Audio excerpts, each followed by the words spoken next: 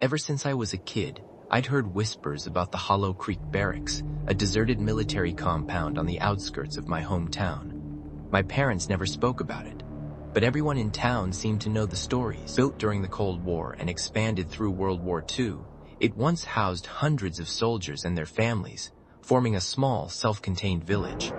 By the early 1980s, it had been completely abandoned and left to decay. Nobody lived there, yet the legends persisted. People claimed to hear cries in the night, shadows that moved without source, and even strange lights flickering behind boarded-up windows. I was 15 when my older cousin Marcus first told me he had been inside the old barracks. He described the central chapel, a crumbling structure with a trap door beneath the altar, through which unspeakable things supposedly occurred. He spoke of moaning, screaming, and figures glimpsed in the darkness. At first, my friends and I laughed, thinking it was just Marcus trying to scare us. But as the stories spread, it became an obsession among our group. We talked for years about sneaking in once we could drive. The summer before my senior year, my friend Leo claimed he had a contact who had been inside and knew the safest way in. The rest of us were skeptical, but I suggested we drive out one night just to see. Around 11 p.m., we piled into my old pickup and followed Leo's directions, navigating through overgrown dirt paths and abandoned service roads. Every few hundred feet, Leo would mutter, "This has to be it," and each time we found nothing. Finally, we stumbled upon a narrow, leaf-choked lane with a rusted, half-broken, "No trespassing" sign. My stomach sank, but my friends were insistent. We drove slowly, headlights off, letting the truck roll down the path like ghostly phantoms. A series of makeshift barricades lined the way, each abandoned and unsecured. Past the final barrier, the compound sprawled out before us, a ghost village frozen in time. Houses leaned at odd angles, peeling paint and shattered windows revealing furniture still in place. The streets were littered with remnants of civilian life, rusting bicycles, crumpled toys, and broken chairs. It was as though the residents had vanished in an instant, leaving behind a tableau of abandonment. Our first stop was the chapel. Inside, graffiti sprawled across the walls. Dust hung thick in the air, disturbed only by our movements. I searched for the trapdoor Marcus had described. Nothing, just an empty, crumbling floor beneath the altar. The air smelled faintly of mildew, mixed with decay. Next, we wandered through the housing units. Some looked like they'd been hit by a storm. Roofs collapsed and walls splintered. Others were intact, eerily so, as though waiting for inhabitants who would never return. My friend Seth, normally fearless, was trembling. Shadows seemed to linger unnaturally in corners, and every creak of old wood made our hearts jump. In one of the intact homes, we paused. There was an unmistakable sound, slow, deliberate creaking, as though someone were walking across the upper floors. Leo shouted to see if anyone was there, and the noise stopped instantly. We all froze, unsure if we were imagining it. I insisted we leave, but Leo and my other friend Nadia wanted to press on. As we turned to leave, Seth pointed at a window. 3 figures, impossibly tall and thin, moved silently outside. My stomach dropped. Shadows stretched unnaturally long, shifting across the walls of the neighboring house. Without a word, I grabbed the truck keys and we ran toward the vehicle. Just as we reached the rear of the truck, a woman appeared. She wore a tattered black dress, her face hidden in shadow.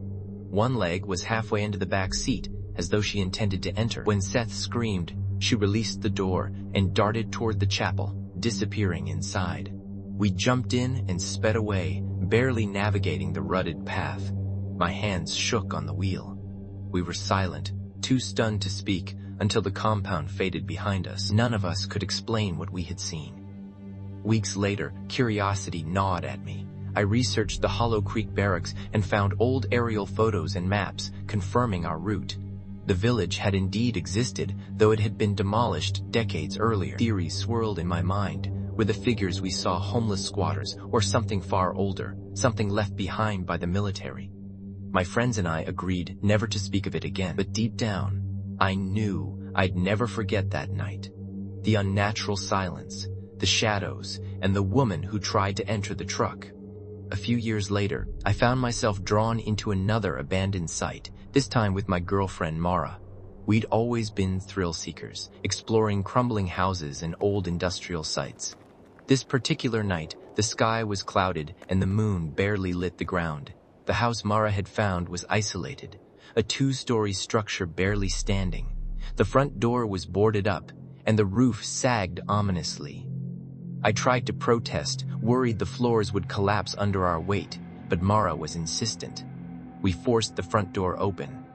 Inside, the smell hit me first. Stale, rotting wood mixed with something metallic and foul. The living room floor was half gone, revealing a gaping hole into the basement. Mara flicked on her flashlight and crept forward. I stayed near the door, unwilling to risk stepping on weak floorboards. Every creak sounded like a scream in the silence. She discovered a room stacked floor to ceiling with junk old toys, newspapers, and boxes of baby supplies coated in dust and rodent droppings. A crawl space in the corner caught her eye, and she insisted on checking it. Inside the crawl space, I glimpsed a narrow passageway leading to the other side of the house. The air was colder here, heavier, almost suffocating. A soft hum echoed faintly from the far end of the passage. My heart raced. Something was moving. I told Mara it was too risky, but she crept forward anyway. Slowly, I followed her upstairs, where the sound grew clearer, the unmistakable creak of a rocking chair. At the end of the hall, in a dimly lit bedroom, a woman sat in a chair, rocking slowly. Her hair was long and gray, her face hidden in shadow. She hummed an eerie melody, the kind that lingers in your mind long after you've heard it. I froze, unsure whether to step forward or run. The floor groaned beneath my weight, and she stopped instantly, turning her head in my direction. Her eyes reflected nothing but black hollows, empty yet aware. My body went numb, but Mara, strangely calm, whispered for me to look closer. Before I could, she vanished.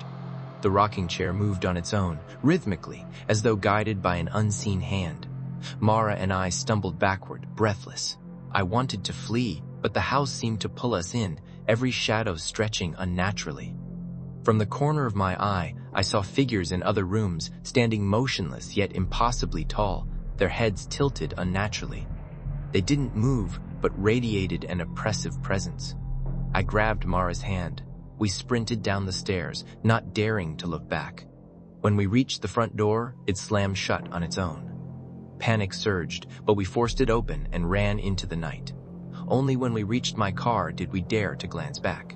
The house was silent, its windows dark, yet a faint humming lingered in the air. Weeks later, I returned to research the property.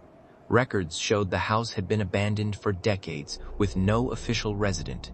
There were rumors of a reclusive elderly woman living there long after the family had moved out, but nothing concrete. I asked locals. Some claimed they had seen lights, shadows, or figures moving inside, but few dared approach. The memory haunted me.